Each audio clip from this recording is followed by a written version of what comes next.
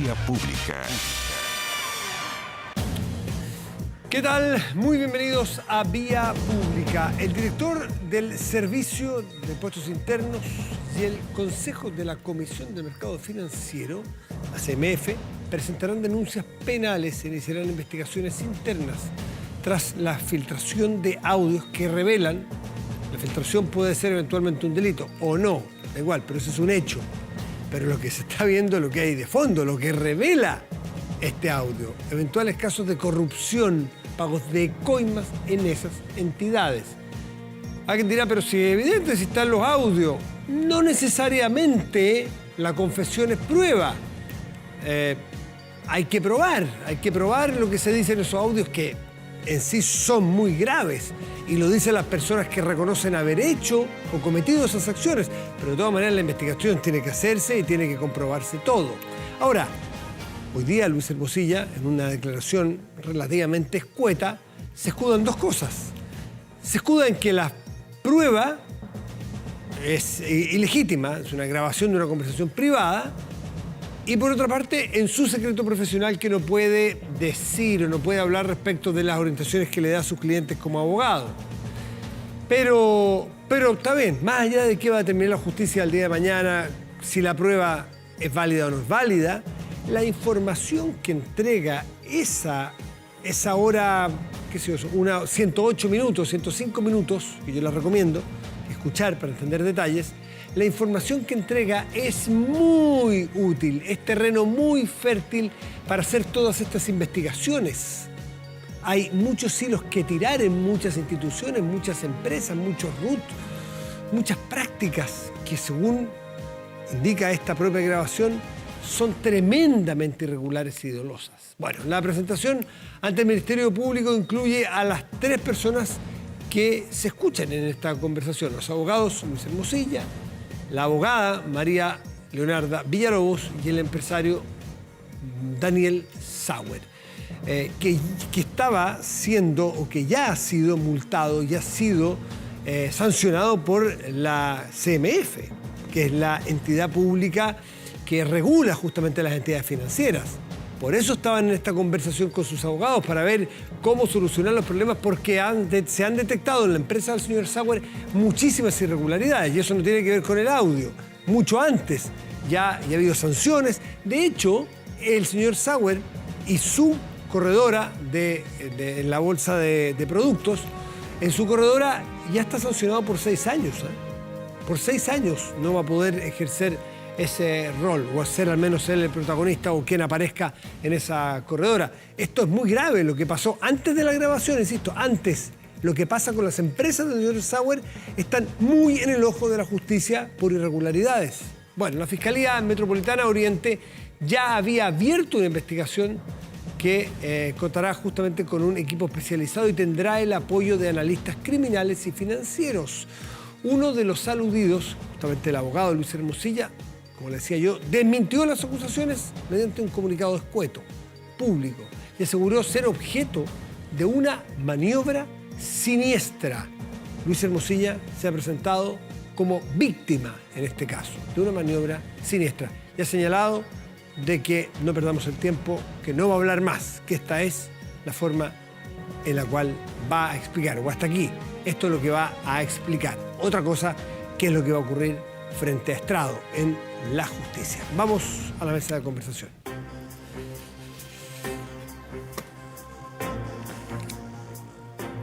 Bueno, y el problema es, claro, es financiero, si usted quiere. Hay muchas entidades reguladas y no reguladas que están siendo investigadas. Va a haber mucho daño económico, probablemente, incluso para muchas personas inocentes que pusieron sus recursos ahí y que no van a encontrar de vuelta lo que se les prometió. En fin, eso en el ámbito de lo privado. Pero hay una de las cosas que es un daño difícil de cuantificar a estas alturas, que es el daño a la institucionalidad que aquí se produce. Es decir, si se comprueba que todo lo que se dice ahí es cierto, tenemos un profundo problema en nuestra institucionalidad reguladora de la CMF y el Servicio de Impuestos Internos. significaría eso que son corrompibles y que están corrompidos y que hay personas allí, si fuese cierto, por favor, dejémoslo en potencial, si fuese cierto lo que se dice allí, que en el día de hoy y hacia el pasado hay una tarifa, hay un tarifario para comprar funcionarios en el Servicio de Impuestos Internos y en la CMF. Imagínense lo que significa eso. Se lo dice el abogado Hermosilla. Uno no sabe si lo dice porque lo sabe o porque está un poco hablando de manera muy informal y sin tener idea. Pero lo que dice es que yo conozco el tarifario, yo sé cuánto cuesta comprar uno de estos funcionarios. Es dramático. Y yo me imagino que si hay alguien en su casa viendo y trabaja, o su hijo, o su yerno, o su padre trabaja en el Servicio de Impuestos Internos, esto le duele mucho, pues. Porque no podemos permitir, y por eso la importancia de que se apure la investigación lo más posible, no podemos permitir ni por un segundo que estas instituciones, que son las entidades regulatorias, pasen a ser para algunos sinónimos de corrupción. Al revés, tiene que ser sinónimo de transparencia, eficacia en la investigación y que nos dé a todos garantías. Así que el problema es muy serio, no tiene que ver solo con privados, tiene mucho que ver con la institucionalidad de nuestro Chile democrático. Está con nosotros Marcelo Drago, expresidente del Consejo para la Transparencia, justamente por años dedicado a este tema. ¿Cómo ves, Marcelo? Buenas noches, gracias por estar con nosotros. ¿Cómo ves este tema? Buenas noches, Matías. Bueno, esto es un mega terremoto, digamos, que produce un daño a la fe pública, a la credibilidad de las instituciones, en este caso instituciones fiscalizadoras, recaudadoras, que en definitiva agrega un elemento adicional a la distancia que ya tiene la ciudadanía con el aparato del Estado, con el funcionamiento de las instituciones democráticas, como tú bien dices. El Servicio de Impuestos Internos ya había pasado por una época de crisis en otra situación. Yeah. Tú recuerdas la crisis de probidad que se vivieron durante la segunda administración de Bachelet. Pero es que una cosa es que una institución cualquiera tenga una crisis. En una familia puede haber una crisis de que una persona cometa un delito o un error. Puede haberlo y sí, probablemente siempre lo va a haber en cualquier institución. Otra cosa es que alguien hable de que hay un tarifario. Eso ya no es una persona, es que yo puedo, como quien dice, hay un mercado para comprar funcionarios. A ver, si uno da por bueno lo que se escucha en esos audios, estamos hablando de una red de corrupción con una administración de tipo mafioso, donde hay personas que trafican y sobornan para obtener información, para poder controlar el proceso de toma de decisiones público, para influir ese mismo proceso de toma de decisiones con ciertos roles compartimentalizados, con ciertas jerarquías. Eso es una fotografía de carácter mafioso, digamos. Es más, es bien curioso porque en otras situaciones de red de corrupción significativa, lo que se ha usado justamente herramientas contra el crimen organizado para poder detectarla y perseguirla. Lo que pasó, por ejemplo, tú recuerdas la situación en Brasil con Lava Jato. La eficacia de la investigación penal de Lava Jato fue porque se usaron, y esto tuve una conversación muy larga con el fiscal a cargo, que de hecho hasta el día de hoy mantenemos contacto, porque utilizaron reglas, leyes relacionadas con el crimen organizado. Por eso la efectividad de la investigación. Y claro, la lógica es muy similar. ¿Qué reglas se usaron? No, estamos hablando de poder interceptar teléfonos, abrir cuentas corrientes, mecanismos mucho más intrusivos de investigación, pensando en que hay mucha gente involucrada que se tiene que... y aparataje, equipos, digamos, grandes de investigadores. Esto no es un fiscal solo con un equipo de 2 personas, digamos. Se requieren personas especializadas en temas financieros, en temas contables. Es un equipo bastante integral que toma la investigación de una manera bien integral. Los alcances de esto, los bordes de esto todavía no los conocemos. Estamos recién en el comienzo de esta etapa. Pero cuando uno mira los elementos básicos del relato que se plantea, todavía no sabemos los hechos. Estamos hablando siempre de los dichos. Sí, basándonos en estos dichos, lo que ahí se describe básicamente es un aparataje de tipo mafioso. Ahora, dado la lógica que te ha tocado a ti conocer, con amplia experiencia en estos temas, ¿cómo podría verse, primero, si esta prueba a ti te parece como abogado además, si esta prueba te parece válida o no, un audio, y cómo se puede filtrar, quién puede ser el interesado en filtrarse, en que se filtre eso? Bueno, yo creo que el primer gran cuestionamiento, y de alguna forma el abogado, principal abogado involucrado, yo lo planteé en su declaración, digamos, va a tratar de cuestionar esa grabación como medio de prueba. fue una grabación subrepticia, hay una regla del Código Penal que penaliza las grabaciones sin consentimiento, pero yo creo que va a haber una discusión, no un tema cerrado. No es una grabación subrepticia hecha por agentes del Estado en una investigación penal. En ese cuadro hubiera sido... ¿Cambia el cuadro, Marcelo, cuando el que graba, si fuese así, es una de las personas que está implicada, una de las personas que está conversando? Porque es distinto que yo vaya subrepticiamente, te pongo un micrófono en una conversación tuya con un socio o con una persona, ahora mismo. Distinto a que si yo grabo nuestra conversación y yo la grabé y yo era uno de los protagonistas, ¿cambia la figura? Ha habido jurisprudencia que dice que ya no es una violación, no es una intercepción de una conversación, sino que una violación de la privacidad. Porque claro, es la privacidad de ambos, que Sí. donde Yo no te pregunté, no tengo tu consentimiento. pero estábamos los dos en una situación que se asumía un espacio privado. Pero yo creo que todo eso es secundario, porque efectivamente puede cuestionarse, pero en definitiva este es el pie de partida, es como el kick-off, digamos, a una investigación que tiene que incorporar otros elementos, no bastan esos audios. ¿Sabes por qué te pregunto? Yo sé que podría ser secundario y después vamos a ver si es válida o no válida la prueba, pero entrega mucha información, ¿no es cierto? Estoy de acuerdo. Porque te quiero preguntar si es que en estas leyes, en las leyes que regulan este tipo de actividades, ¿se permite la delación compensada? Estoy pensando si es que, por ejemplo, vamos a suponer, a partir de estos hechos que conocemos, lo más probable o la mayor sospecha que uno puede leer en los medios es que es la abogada, la señora Villalobos, porque ella se siente caminando, tomando un ascensor, habla de su aro que la asaltaron. Ella está en todas las escenas, por lo tanto, o le pusieron un micrófono o ella grabó. Eso es lo que aparece. Y si es así, eventualmente ella se inculpa. Entonces uno dice, ¿para qué va a entregar ella la información si ella misma sale bastante mal parada? Igual que todos. Pero alguien puede decir, ella a lo mejor está colaborando con la justicia. ¿Existe esa figura? A ver, claro, yo creo que no se puede asumir de que la persona que grabó sea la misma que filtró o que entregó para nada, digamos. De hecho, es una grabación que tiene sus buenos meses, que puede haber pasado por varias manos y se hubiera filtrado de otro modo. A ver, nosotros con la nueva ley de delito económico, veamos las cosas buenas, se acaba de legislar significativamente con una ley muy robusta para enfrentar este tipo de situaciones. La ley de delito económico establece figuras de delación compensada y de colaboración eficaz que rebajan la pena en quien presta este apoyo a la justicia, pero permiten, en definitiva, condenar a los órganos superiores, a los que tomaron decisiones, a los ejecutivos. Está pensada para llegar al nivel más alto de la compañía y no quedar en el funcionario, digamos, en el trabajador, sino que en quien realmente tomó la decisión, que fue o los altos ejecutivos, la alta dirección, o eventualmente los propios dueños de las compañías. Entonces, existe esa figura. No sabemos si se aplicará acá porque no sabemos las fechas en que se pueden haber sucedido, las cosas que se señalan ahí o cuando no, si se siguieron manteniendo en el tiempo. La ley de delito económico es de agosto, por lo tanto, demasiado reciente para dar por hecho de que está en el mismo cuadro.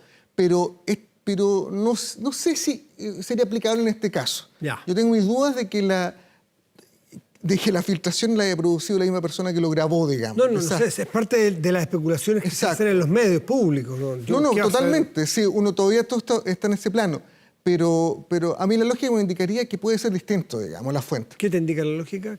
¿Por dónde pudo haberse filtrado? Yo creo que puede ser ¿Quién alguien... se puede beneficiar de una filtración de este Yo tipo? creo que puede haber sido una operación muy torpe de alguien diciendo, mire, si yo caigo, caen todos. Y este es mi respaldo y esta es mi posibilidad de decir, mire, aquí está toda esta persona involucrada, yo tengo aquí una posibilidad de decir, sabe que sí, pero no estoy yo solo en esto. Vamos a la transparencia.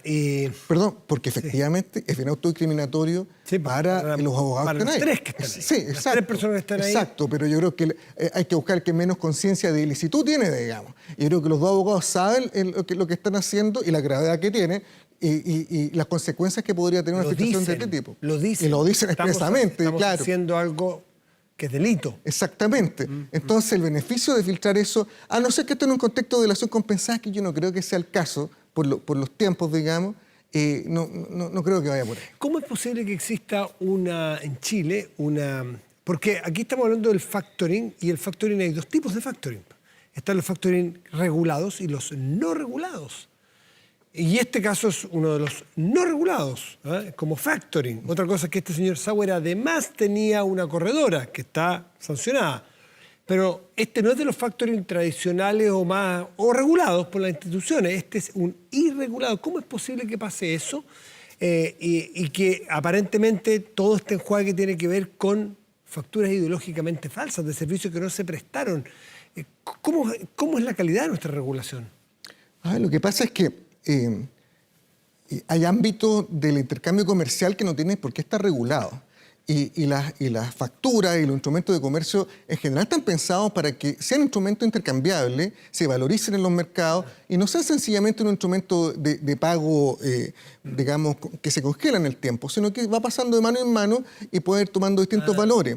Eso es antiguo desde en materia de comercio, digamos, y los instrumentos como las letras de cambio, como los pagarés, como las facturas. Exactamente. Entonces, claro, a gran escala y cuando involucra el sistema financiero, sistémicamente la regulación, digamos, entra con más fuerza. Cuando no es sistémico y es una cuestión puramente entre privados, la regulación no es tan necesaria. Sin embargo, se dan este tipo de situaciones que ya son, pero fíjate que ya había habido investigaciones de carácter de impuestos, digamos, tributarias, de carácter, a nivel del trabajo que tienen en la Bolsa de Comercio, que ya habían saltado algunas luces de una situación irregular. Y la transparencia en los servicios públicos, porque una cosa es la transparencia en las empresas privadas, pero aquí estamos hablando de los servicios públicos que están amenazados o acusados de prestarse, en alguna parte por lo menos, de prestarse para irregularidades, para pagos, sobornos, coimas, en fin. ¿Cómo está la regulación de nuestros servicios públicos en cuanto a la transparencia? Mira, nosotros como país tenemos un nivel avanzado de transparencia comparado con cualquier estándar, digamos, con estándar del que tú pidas. Es uno de los sistemas más sofisticados, más avanzados, mejor desarrollados. Y eso incluye a todos los niveles de la administración del Estado, quizá a nivel municipal hay algunos problemas, etc. Pero estos ámbitos son bien sofisticados.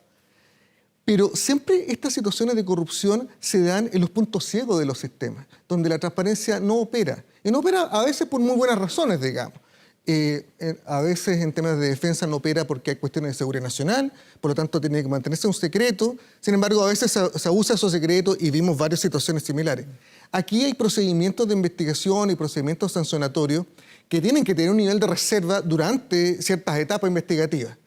Y ahí se produce un punto ciego, ahí se produce un nivel de opacidad que está pensado para un mejor proceso de toma de decisiones, para darle a la autoridad la posibilidad de investigar sin que se trate de intervenir esa investigación y de que se tomen las decisiones sancionatorias del caso. Sin embargo, aquí eso es lo que se viola, digamos. Ese proceso de toma de investigación que está blindado en ese secreto para su éxito. A veces ese blindaje terminó siendo su condena. Y ahí lo vemos, digamos. Si esto pudiera ser a la luz pública y no lo puede ser porque efectivamente no sería efectiva esta investigación, este tipo de situaciones no se darían. Y en muchos ámbitos donde sencillamente se abren los libros y se muestran por transparencia activa o por cualquiera lo pueda solicitar, estas cosas no pasan, digamos. En fin, está recién partiendo probablemente una investigación que puede saltar a muchas partes y puede involucrar a muchas más personas de las que nosotros imaginamos, en lo público y en lo privado. Marcelo Drago, expresidente del Consejo para la Transparencia, muchas gracias por estar esta noche con nosotros. Gracias a ti, Matías. Buenas noches. Que te vaya muy bien. Gracias. Hacemos una pausa y volvemos. Espérenos.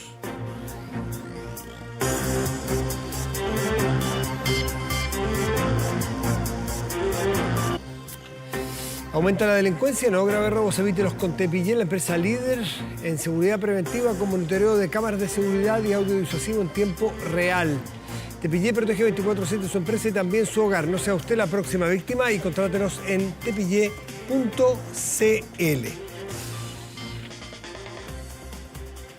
La Universidad Diego Portales hace 21 años hace un informe que ya con 21 años ya es tradición, en un país de tan corta historia además, 200 pocos años, una cosa de 21 años es una tradición. Y las tradiciones entonces es bueno seguirla porque además que tiene una línea que uno puede ir viendo la progresión, el avance, el retroceso, es como las encuestas, estas encuestas largas, uno puede ver la serie. Bueno, aquí uno puede ver la serie de los informes de derechos humanos que hace la Universidad Diego Portales. En esta ocasión se ha presentado la número 21, el 21 informe, el 21º informe, y lo viene a presentar su editora general, Edith Schonsteiner. Edith, muy buenas noches, gracias por estar aquí con nosotros esta noche. Un gusto, Matías. Muchas gracias por la invitación. Es interesante lo que decía de la historia, porque nos permite comparar evolución. Después podemos entrar en el de este año para ir de general a particular. Si miramos la línea larga, lo miráramos en un gráfico como escolar, la línea de Chile como un Estado que respeta los derechos humanos de su población. ¿Nos mantenemos, subimos, bajamos? Matías, creo que depende a quién preguntas, ¿no? Porque los derechos de distintos grupos han mejorado desde que estamos editando este informe. Han mejorado, por ejemplo, los derechos de la diversidad sexual, con las leyes que hemos visto, especialmente en la última década. Han mejorado los derechos de los niños, niñas y adolescentes. Pero nos quedan brechas gigantes por cerrar. No sé, y en el fondo, sí, pero siempre vamos a tener esa brecha. Pero tenemos también nuevos desafíos. Ya. Nuevos desafíos que hace 10 años tal vez no nos habíamos imaginado. Y en ese sentido, la estructura del Estado, que es una estructura que está llamada a respetar, a proteger y garantizar los derechos, se desafía cada vez nuevamente con otros asuntos que tiene que abordar. Y estos temas tratamos de poner también en la palestra y analizarlos. O sea, tú no podrías darnos un diagnóstico general de si vamos mejorando o vamos empeorando o nos mantenemos. No es un análisis correcto para estos temas, a tu juicio. O sea, tú puedes decir que mejoramos en tal aspecto, en tal ámbito, pero hacer una suma general es muy difícil porque no estamos sumando. Claro, no se pueden ponderar porque todos los derechos son derechos y todos valen, digamos. Sí, exacto. Ahora, el derecho a la vida probablemente es el derecho primero y eso sí que está garantizado y eso no es tan fácil de decir en un país que tuvo una dictadura donde ese derecho básico no estaba garantizado. O sea, hay algo ganado como algo indiscutible. Ahora, otro tema en comparativo para situarnos respecto de otros países o de la región o del mundo, o si hubiese un ranking mundial de derechos humanos, ¿dónde nos ubicamos? ¿Somos un país muy infractor, un país de la mitad de la tabla o destacamos? Yo creo que no existe un índice así como de, no sé, de desarrollo humano o algo así, uno de derechos humanos. No lo tenemos así, pero existen para ciertos derechos. En Latinoamérica podríamos decir, por ejemplo, y mirar la implementación de las sentencias de la Corte Interamericana de Derechos Humanos. Y Chile tiene varias condenas, efectivamente, en distintos temas, discriminación, pueblos indígenas. ¿Hay países sin condena? No hay países sin condena. Eso es interesante. O sea, no hay. No hay nadie con la libreta limpia, completa. No, y tampoco en el Tribunal Europeo de Derechos Humanos, o sea, eso no existe. Lo que sí podemos ver es que Chile es un país que en comparación con los otros en el continente cumple bastante bien lo que esta Corte decide. Hay algunas lagunas de cumplimiento, por ejemplo, la amnistía que hasta hoy día. Vamos a hablar de ello. Es que estoy yendo de general a particular para situar este tema, porque para comprenderlo, tú estás todo el día en este tema, nosotros y la gente que nos escucha no está todo el día sobre este tema. Probablemente sí, porque todos tenemos estos derechos. Pero no se ha aproximado de manera técnica como lo hace este informe. Te quiero preguntar, ¿en qué somos, porque tú dices, hay tantas materias que implican los derechos humanos, ¿en qué materias nuestro país o nuestra sociedad lo hace mejor y en qué materias se nos está quedando atrás? ¿Dónde tenemos nota roja y dónde tenemos nota azul respecto de nuestros derechos humanos? Eso sí es más fácil de evaluar, ¿no es cierto? Poner focos, luces y sombras. Uno podría armar ejemplos de cuáles son los aspectos que hemos ido avanzando, pero digo aspectos, ¿no? Chile, en comparación con los otros estados del continente, tiene un Estado de Derecho, en principio, bastante funcional. Hasta ahora. Hay lagunas de acceso a la justicia. Hay personas, por ejemplo, que no pueden pagar un abogado, una abogada, y el Estado a esas personas no siempre les proporciona abogado. Por ejemplo, en derecho penal sí, para tener defensa, pero no necesariamente si tienes asuntos de daño por medio ambiente, o salud, etc. Ahí puede ser que no tengas abogado. Ese tema, ya, difícil. Tienes desafíos muy grandes en temas principalmente de respeto a derechos de los pueblos indígenas. Hasta hoy día tienes problemas, y los estamos identificando, especialmente en una discriminación estructural en el acceso y el disfrute de los derechos sociales. O sea, pensiones, salud, educación, aunque ese sí mejoró bastante con la gratuidad y la ley de inclusión, ¿ya?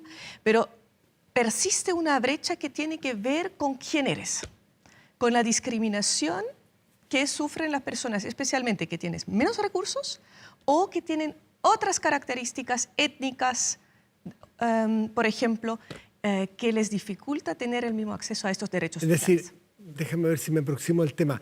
Desigualdades que no son las naturales, sino que son propias de un género, de un pueblo, de un grupo. Exacto. No desigualdades porque sencillamente somos distintos. Exacto. Que esa podría ser una desigualdad natural entre seres humanos. Estas son, son, por así decirlo, con menos libertad. Tú perteneces a este grupo, estás sonado, vas a tener menos acceso a determinadas cosas.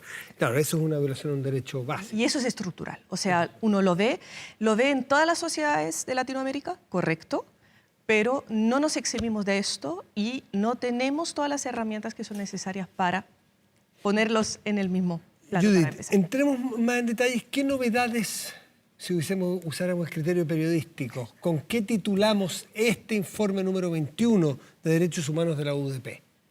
¿Qué es lo más llamativo? Yo creo que fue muy interesante para nosotros como equipo y yo creo que también para la sociedad analizar el proceso constituyente, analizar con foco, que lo hacemos todos los años, pero este año en algunos derechos específicos sociales, salud, por ejemplo, el derecho a un trabajo digno de las personas que cuidan a otras, y por lo tanto también rebota eso sobre la calidad del cuidado que reciben las personas. Eso estudió Lidia Casas en un estudio sobre los ELEAM y las condiciones laborales de las cuidadoras, por ejemplo. Tenemos un capítulo sobre seguridad y derechos humanos, que en el fondo son capítulos o temas que hemos trabajado antes en otros capítulos, en otros contextos, pero esta vez, por primera vez, tenemos un capítulo específico sobre este tema y analizamos la agenda legislativa sobre esta temática. Cuando se detectan violaciones a los derechos humanos, ¿cuántas de estas son situaciones objetivas y subjetivas, de análisis? Porque el acceso a algo es objetivo. Puedes o no puedes, ¿no es cierto? Claro. Por ejemplo, un niño que no tenga acceso a una educación. Es bien objetivo. No puede, los niños de Atacama, por ejemplo, que llevan 70 días sin clase, eso es una violación objetiva a sus derechos humanos. Pero hay otros que son fruto de un análisis que tú evalúas que crees que no ha tenido, en las circunstancias que esa persona vive. ¿Cómo discriminan ustedes al momento de presentar algo como, ojo, aquí hay un problema, y que no sea fruto de un análisis que no esté bien calibrado? Buena pregunta, porque en el fondo el informe, desde que inició y hasta hoy día, usamos una metodología bien específica de análisis de datos empíricos contrastado con los estándares internacionales que son vigentes para Chile. O sea, que Chile ha aceptado. Y por lo tanto tenemos una descripción, por un lado, del alcance del derecho, del contenido del derecho, y esto lo contrastamos con los datos que levantamos a través de fuentes que son públicas, o sea, acceso a la información pública y otras fuentes públicas, entrevistas, etc. Y este método nos permite decir que lo que analizamos no es un análisis subjetivo de que si yo siento que mi derecho haya sido vulnerado, sino que es un análisis objetivo. O sea, tengo un derecho, tengo datos, y ciertamente el análisis, el contraste me permite decir, mira, acá hay una violación estructural. Lo que no hacemos, en comparación como, por ejemplo, un caso penal, es no analizamos la culpabilidad, por ejemplo, de esta o esta persona. Eso no hacemos, sino miramos datos agregados. Se pone de relieve una violación. Sí, pero usualmente son violaciones estructurales, o sea, cuestiones que son transversales por ley, transversales por un tipo de comportamiento, una estadística. No son la casuística de una u otra persona. Usualmente es muy exacto. relevante. Entonces, nosotros trabajamos con las estadísticas que obtenemos y los contrastamos con los estándares internacionales que Chile ha aceptado. Está muy interesante esa parte. Ustedes entran y es una de las novedades que estuve leyendo, tiene que ver con una institucionalidad nueva, que es el cuidado de la niñez, ¿no es cierto? Que de alguna manera es hereditario al sistema del Sename. Hay 2 años, o sea, hay espacio como para poder evaluar, ya hay historia, hay data. ¿Qué es lo que arroja el análisis de ustedes? ¿Cómo está funcionando los cuidados de la niñez de parte del Estado respecto de los derechos humanos de esos niños? Sí. Yo creo que lo que destacan Francisco Estrada y María José Jara, que escribieron este capítulo, destacan que en el fondo, en términos legislativos, de diseño, hay una clara mejora en comparación con lo anterior. Importante. Problema, la implementación. Dice diseño y implementación, por lo que leí yo, que me pareció preocupante porque la implementación se mejora, pero si el diseño es malo... el diseño mejoró.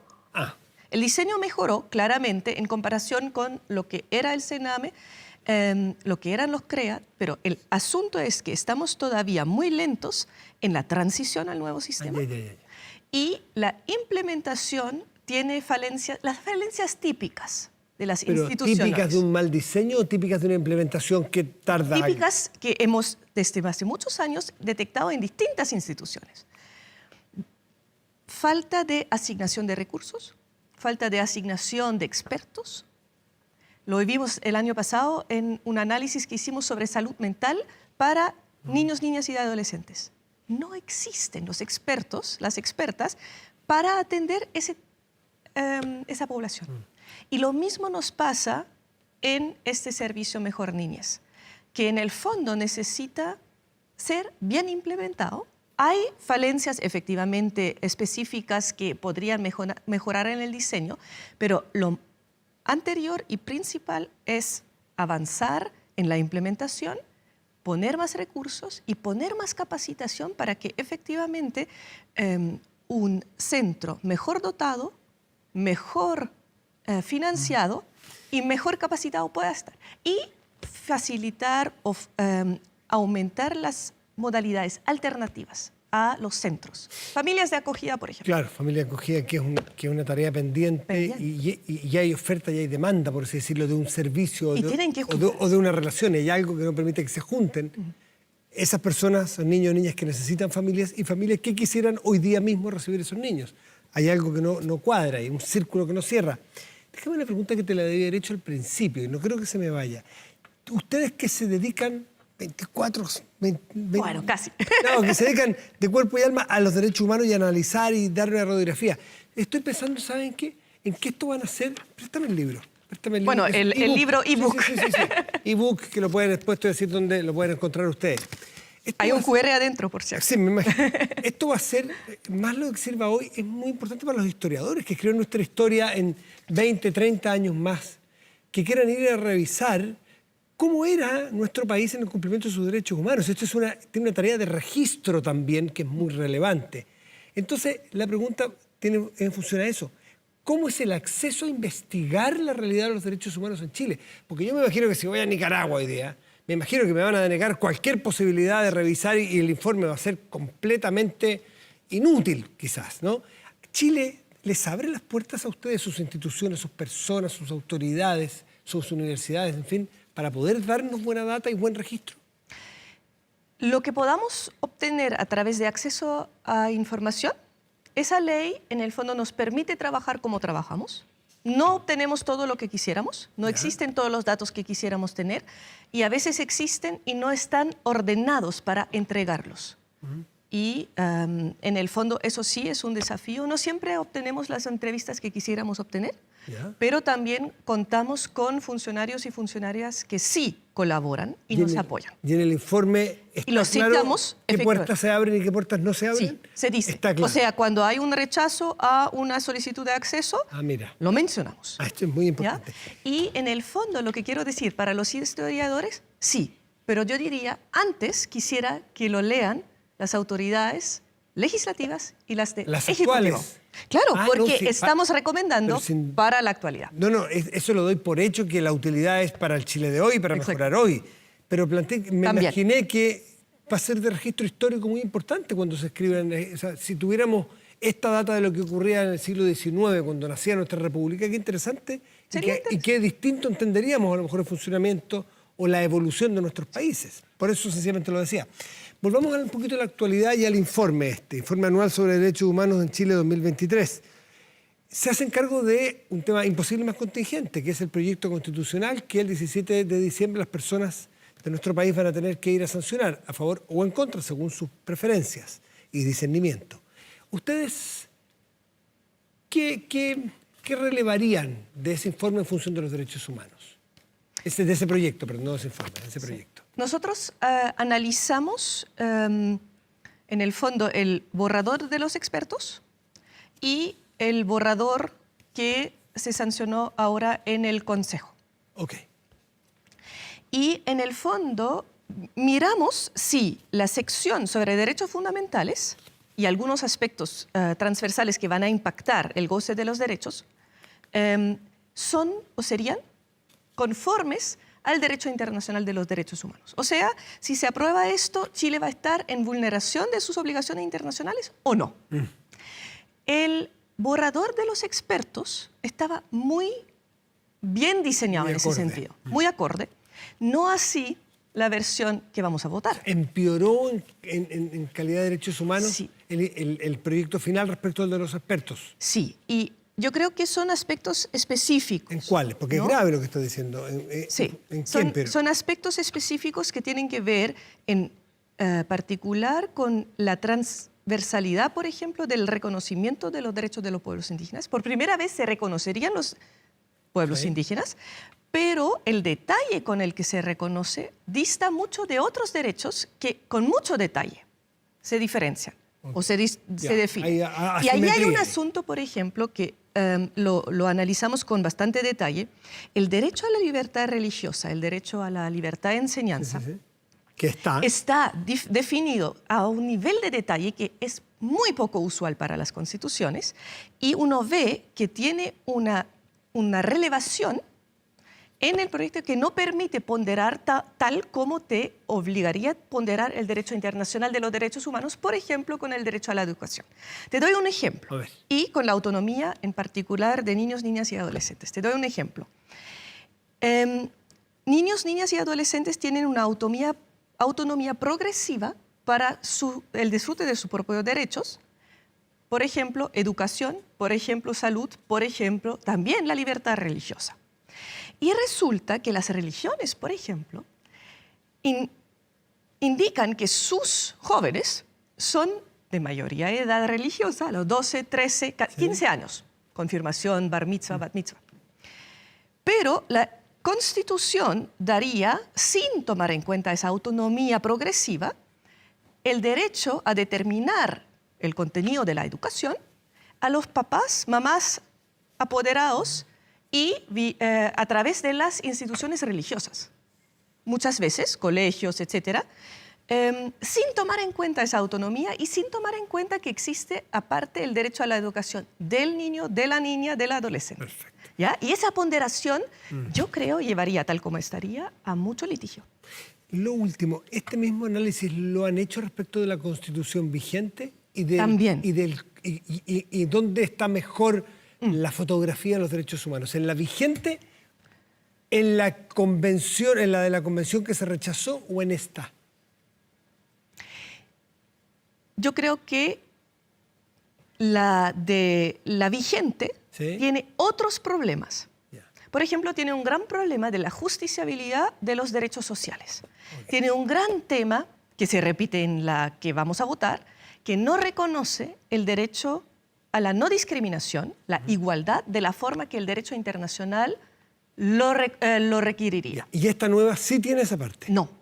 La tenía solamente la convención. La rechazada. La rechazada lo tenía.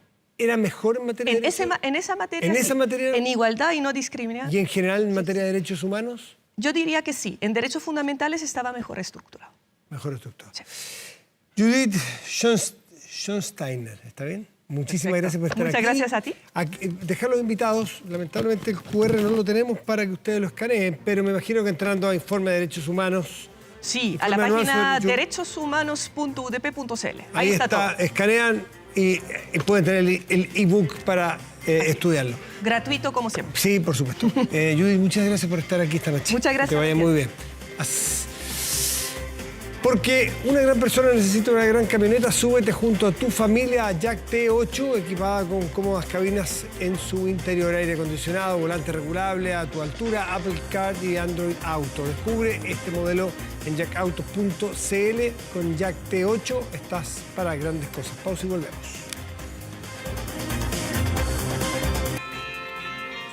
Estamos de vuelta en Vía Pública. Vamos a revisar nuestro portal de contenidos y noticias 24horas.cl, ¿le parece? Vamos. Que en este momento destaca: sepan los delincuentes que los vamos a perseguir. Frase del presidente Boric por ataque a carabinera en Pedro Aguirre Cerda. Gravísimo, ¿eh? Esto ocurrió hace muy poco. El presidente catalogó como vil ataque y qué duda cabe de eso y que él no podría estar de acuerdo. Hacia la funcionaria y aseguró que no quedará impune. Más detalles 24horas.cl. Revisamos el tiempo. En Santiago para mañana jueves habrá cielo cubierto, 18 grados de máxima probable. Nublado el viernes con 23 grados de máxima y 29 con cielo despejado el sábado. El domingo un poco parcial, pero ahí se ve un solcito con 28 grados de máxima probable. Y el lunes habrá 26 grados y cielo despejado. La primera semana de diciembre se celebrará una nueva edición de los Premios Musa 2023. Al igual que en 2022, en esta versión se entregarán premios para 14 categorías musicales. Uno de los componentes principales de la premiación es la participación del público, quienes a través de su voto deciden a los ganadores de cada estatuilla. Por eso, los Premios Musa 2023 prepararon una amplia parrilla de artistas que desde el rock hasta el género urbano. La ceremonia contará con la presentación del rock nacional, los Bunkers, el pop de Princesa Alba, la cumbia que estará de la mano de Combo Tortuga y el género urbano con Jer Klein. Con esta información musical y esta invitación nos despedimos de Vía Pública hoy. Que tengan muy buenas noches y gracias por venir.